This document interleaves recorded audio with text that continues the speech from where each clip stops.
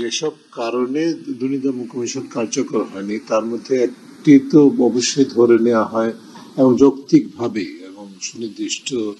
তথ্য প্রমাণ সাপেক্ষেই যেটা ধরে নেওয়া হয় যে যারা ক্ষমতায় থাকেন তাদেরকে কখনোই দুর্নীতি দমন কমিশন তাদের বিরুদ্ধে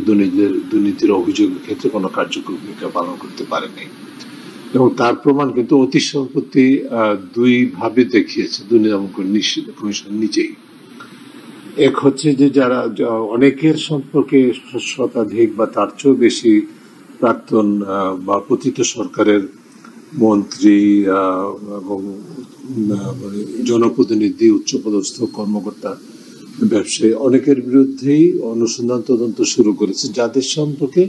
সুনির্দিষ্ট তথ্য প্রমাণ সহ দালিলিক প্রমাণ সহ দুদকের কাছে তথ্য ছিল, অভিযোগ ছিল দীর্ঘকাল যাবতীয়।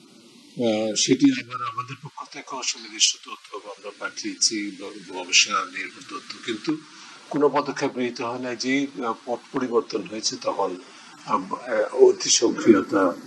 একটা প্রয়াস সৃষ্টি হয়েছে। আমরা আশা করব যে এতে তারা সাফল্য অর্জন করবে, কিন্তু সেটা কতটুকু সাফল্য অর্জন করবে সেটা দেখার বিষয়, এটা একটা দিক। আর দ্বিতীয় যে দিকটা সেটা হচ্ছে যে দীর্ঘদিন দুদকের হাতেই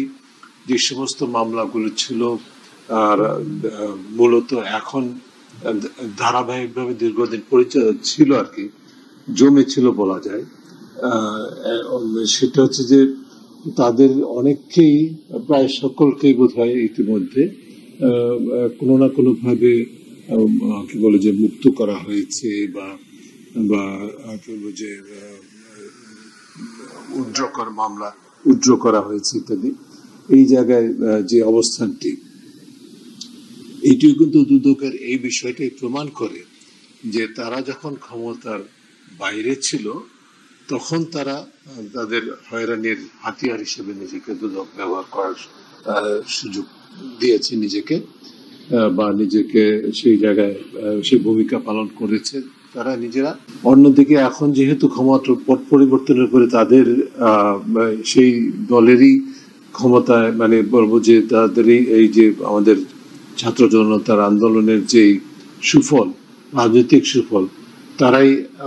হবেন এই বিবেচনায় কিন্তু তাদেরকে আবার যে মামলাগুলো ছিল সেগুলো থেকে মুক্ত করা হয়েছে। তো এইটির ফলে যেটা দেখা যায় আসলে প্রকারান্তরে যে পিছনে যেই যুক্তি থাকুক না কেন,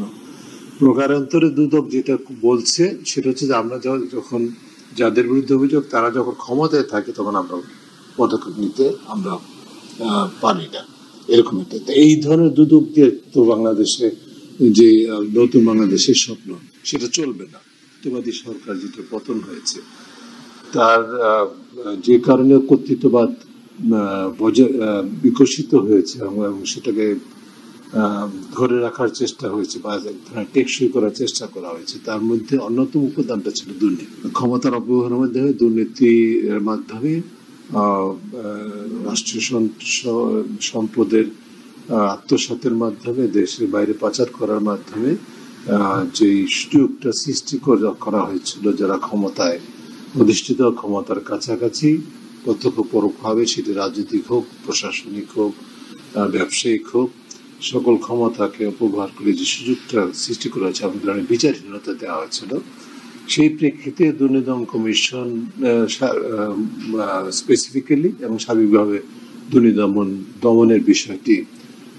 অত্যন্ত গুরুত্বপূর্ণ হয়ে দাঁড়িয়েছে এই প্রেক্ষিতে।